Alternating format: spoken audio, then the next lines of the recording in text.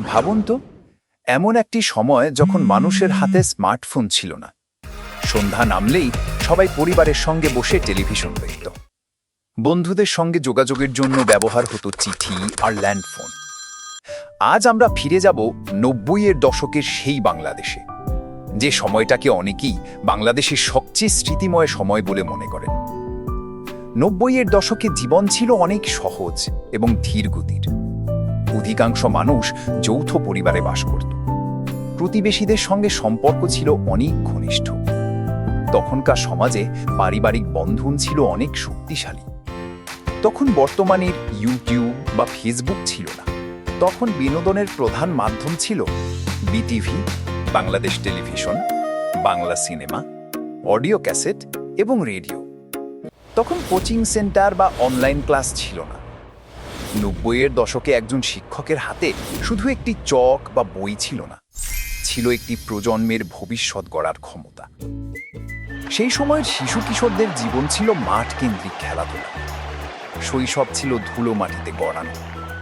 বিকেলের মাঠ, গলির ক্রিকেট, ডাঙ্গুলি খেলা, মার্বেল খেলা, গুল্লা ছুট, ঘুড়ি উড়ানো, কানামাছি, দাঁড়িয়া বান্ধা খেলা। বিকেল মানেই ছিল মাঠে বন্ধুদের সঙ্গে। হার জিতের পরও বন্ধুত্ব ভাঙত না। গ্রাম্য মেলায় কেনা মিষ্টি খই, ডাল পাখা, বাঁশি কিংবা ১ টাকা দামের চকলেটের সাথে শৈশবের সেই আবেগ। স্কুল পালিয়ে মোস্তাফা খেলা কিংবা দিঘির পানিতে ঝাঁপ। ৩ গোয়েন্দা বা মাসুদ রানা পড়া। আমরা সেই প্রজন্ম যারা মোবাইল ছাড়াই বন্ধুর বাড়ি গিয়ে ডাক দিতাম। আমরা সেই প্রজন্ম যারা ব্ল্যাকবোর্ডের ধুলো থেকে হোয়াইট বোর্ডের মার্কার হয়ে ডিজিটাল ক্লাসরুম দেখেছি। বোর্ডের এই পরীক্ষাগুলোর সময় এবং রেজাল্ট আসা পর্যন্ত সময়ের স্মৃতি এখনো সতেজ। ভিসিআর, ভিডিও ক্যাসেট ভাড়া করে বাড়িতে সিনেমা দেখা এখন যেন কোনো পৌরাণিক গল্পগাথা। পছন্দের গানের ক্যাসেট জমানো থেকে আজকের প্লেলিস্ট। ৯০-এর দশককে অনেকে বাংলাদেশের সঙ্গীতের সবচেয়ে উর্বর সময় বলে।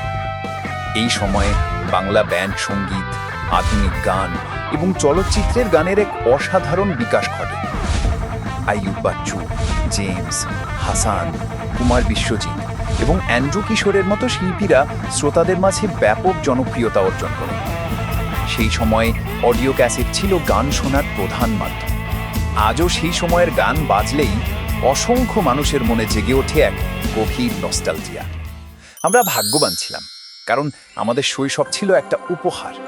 ৯০-এর দশক শুধু একটি সময় নয়, এটি একটি অনুভূতি, একটি প্রজন্মের গল্প, যা আজও লাখো মানুষের হৃদয়ে বেঁচে আছে।